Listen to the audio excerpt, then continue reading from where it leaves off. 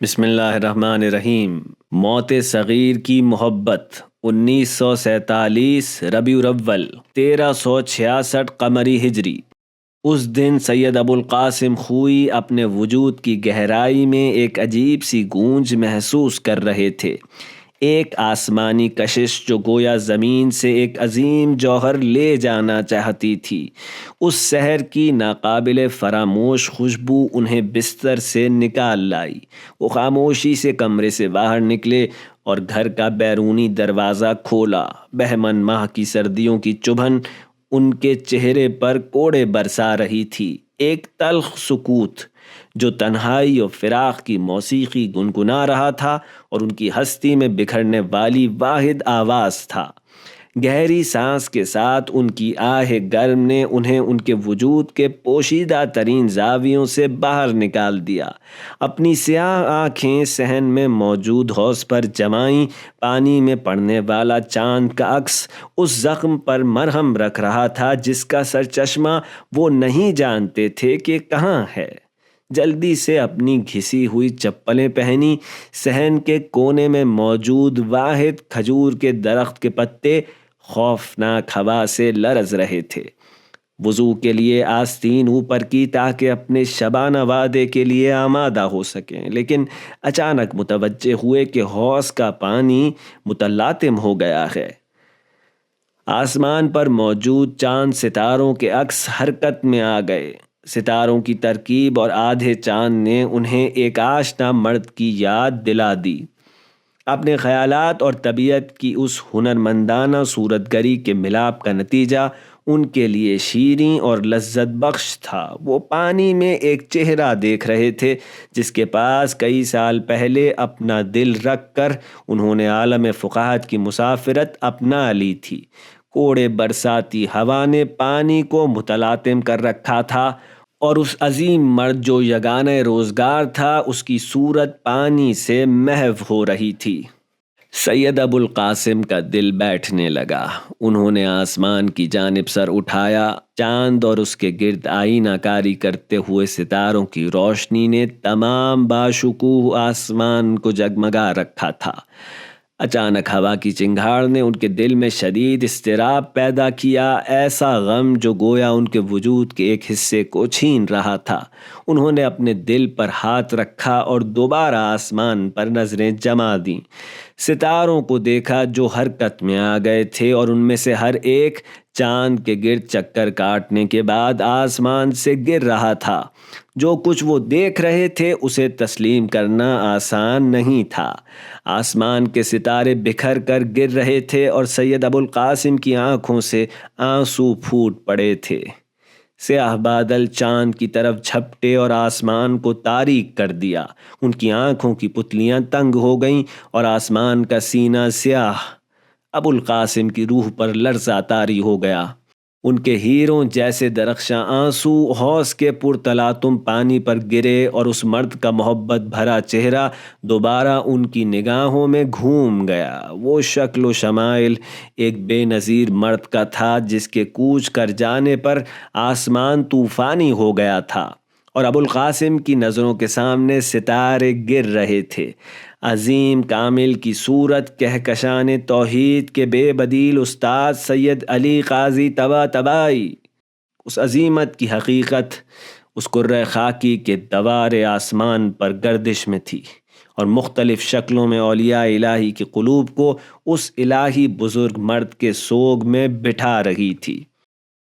سید محمد حسین Tabatabai Tabrez میں اپنے لطافت بھرے دل کے صندوق کی گہرائی میں فراق کے ایک دردناک ادراک کی تلخی محسوس کر رہے تھے۔ ان کے بھائی سید محمد حسن کے چہرے پر آنسو غلطاں تھے جو بہشت عدن کے موتیوں کی مانند جگمگا رہے تھے۔ بوڑھا کوئلہ فروش جس کا دل ان کے ملاپ میں گروی تھا، اپنے قلب پر رفیق کو کھو دینے کی زہر آلود خراشیں محسوس کر رہا تھا۔ شیخ محمد جواد انصاری ہمدانی جو پیکر ہستی کے ایک گوشے میں توحید تک پہنچے تھے، بستر زمین سے عوالم توحیدی کی جانب ایک نور کا عروج مشاہدہ کر رہے تھے۔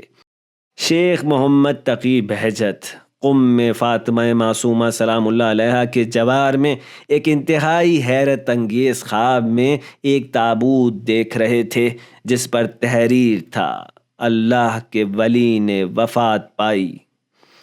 سید عبد الکریم کشمیری عالم کی ملکوتی تہوں کے درمیان وادی سلام میں ایک قبر کو دیکھ رہے تھے جس سے آسمان تک نور کا ایک ستون جگمگا رہا تھا۔ شیخ عباس قوچانی کہ جنہیں عنقریب استاد کا درد فراق گریباں گیر اور بیتاب و بیمار کر دینے والا تھا، غذا کا لقمہ لیتے ہوئے ایک بے انتہا غربت و تنہائی کی جانب متوجہ ہوئے تھے جو ان پر حملہ آور ہوئی تھی۔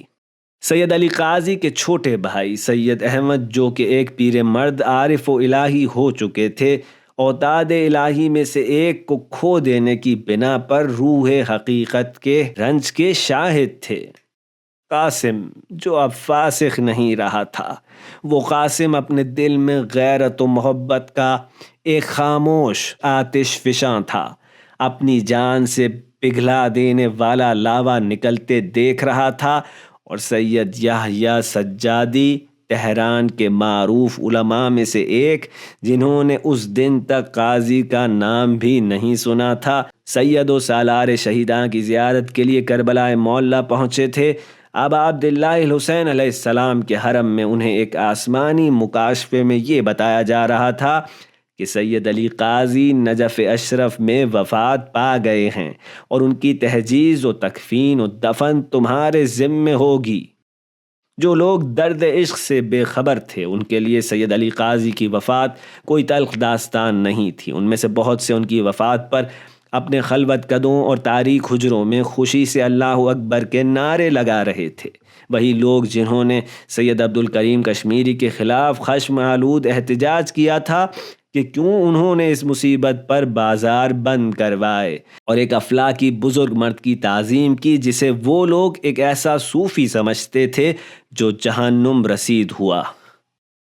لیکن جو لوگ راہ توحید و ولایت طے کرنے کے پیاسے تھے ان کے لیے ان کی وفات کی خبر ناقابل تلافی غم و اندوہ کا باعث بنی تھی۔ اگلے دن سید یحییٰ سجادی جو نہ قاضی کو پہچانتے تھے، نہ ان کے شاگردوں کو، اور نہ ہی ان کے گھر کو، اس اشارے کی بنیاد پر جو انہیں امام حسین علیہ السلام کے حرم میں کیا گیا تھا، پوچھتے پاچھتے سید علی قاضی کے گھر تک پہنچے۔ انہوں نے سید محمد حسن اور قاضی کے دوسرے فرزندوں کو گھر کے سامنے کفن و دفن کی تیاری میں مصروف پایا۔ انہوں نے تمام امور کی کفالت سنبھال لی اور نجف کی رسومات سے آشنائی نہ ہونے کے باوجود تمام کاموں کو رسومات کے مطابق بہترین صورت میں انجام دیا، گویا ایک دست غیب نے سب کچھ قاضی کے لیے پہلے سے مہیا کر دیا تھا۔ جب ان کے جسم کو غسل دیا جا رہا تھا تو ان کا نورانی چہرہ اور لبوں پر نقش مسکراہٹ سب کے دلوں کو مسحور کر رہے تھے۔ شروع میں سب یہ سمجھ رہے تھے کہ سید یحییٰ دفن کے لیے انہیں حرم لے جانا چاہتے ہیں، لیکن امیر المومنین علیہ السلام کی ذریعہ مطہر کا طواف کرنے کے بعد سید نے دستور دیا کہ ان کے بدن کو جو بہترین تابوت میں ایک کپڑے میں لپٹا ہوا تھا جس پر قرآنی آیات لکھی ہوئی تھیں اور نجف میں کمیاب تھا، وادی سلام میں سید حسین قاضی سید علی کے والد کے مقبرے کے پاس لے جائیں۔ وہ مقام جسے سید محمد حسن نے بارہا دیکھا تھا کہ اس کی خاک کو ان کے والد اپنی زندگی میں تکیے کی صورت میں جمع کر کے اس پر سویا کرتے تھے۔ سید محمد حسن اور ان کے نزدیکی افراد نے حیرت سے اس رہنمائی، خرچوں اور انتظامات کے بارے میں جو عقل میں سما نہیں رہے تھے سید یحییٰ سے دریافت کیا۔ سید آپ تو قاضی کو پہچانتے بھی نہیں تھے اور نہ ہی یہ جانتے تھے کہ ان کے خاندان اور والد کا مقبرہ کہاں ہے، پھر آپ کو کیسے معلوم ہوا کہ انہیں وادی سلام میں اس مقام پر اور ہود و صالح علیہ السلام سے منسوب مقبرے کے پاس لے جایا جائے؟ سید یحییٰ نے مضبوط لہجے میں انہیں جواب دیا، یہاں تک کہ ماجرے کو ایک لمحے میں ہمیں دکھا دیا گیا تھا۔ ہاں، خداوند علی والا اپنے غیبی مقامات میں ایسے ملازم رکھتا ہے جنہیں وقت پڑنے پر اپنے اولیاء کی خدمت پر مامور کر دیتا ہے۔ قاضی کے شاگردوں اور نزدیک افراد کو بظاہر ان سے دور کر دیا گیا تھا، لیکن وہ اپنی زندگی کے آخری سالوں میں شاگردوں کا ایک وسیع حلقہ رکھتے تھے جو ان لوگوں کی دسترس سے دور تھا جو گھر پر پتھر مارتے، صوفی کہتے اور ان سے رابطہ منقطع کرنا چاہتے تھے۔ ان کے شاگرد کہکشاں کے ستاروں کی مانند خوفناک و تاریک سیاہ گڑھوں سے نکل کر ایک دوسرے افق پر دنیاوی زندگی کی برتر تہوں میں ان سے منسلک تھے۔ تاریخ کے حافظے نے ثابت کیا ہے کہ جب بھی کوئی برحق علی ظہور کرے، بہت سے لوگ اس سے حسد میں خود کو اپنی خود پسندی کے تاریخ قفس میں سولی پر چڑھا دیتے ہیں۔ سید علی قاضی طباطبائی کے بدن کو وادی سلام میں ان کا چہرہ روب قبلہ کر کے مولائے کائنات امیر المومنین علیہ السلام کے حرم مطہر کے برابر خاک میں امام عصر عجل اللہ تعالی فرجہ الشریف کے مقام سے نزدیک لٹا دیا گیا، لیکن ان کی لاہوتی جبلت اور شناخت عالم کے 7 طبقوں میں موجود تھی اور کسی کے بس میں نہیں تھا کہ وہ انہیں ان چوٹیوں سے نیچے کھینچ سکے جنہیں انہوں نے اپنی 81 سالہ زندگی میں سر کیا تھا۔ ان کے مزار پر مصیبت و اندوہ سے زانو زمین پر گڑ گئے اور دل ٹوٹ گئے۔ سید محمد حسن اپنے والد کے مزار پر سوگ میں بیٹھ گئے اور ان کے وجود کے 1000 بے کراں سمندروں کو دیکھتے رہے۔ وہ تلخ دن، غم و اندوہ، آنسو، فریادیں اور حرم مطہر کے گلدستوں سے بلند ہونے والی مؤذنوں کی آوازیں جو اس عظیم آیت الہی کی وفات کی خبر دے رہے تھے۔ جب کوئی عالم وفات پاتا ہے تو اسلام میں ایسا خلا پیدا ہو جاتا ہے جو قیامت تک پر نہیں ہو سکتا۔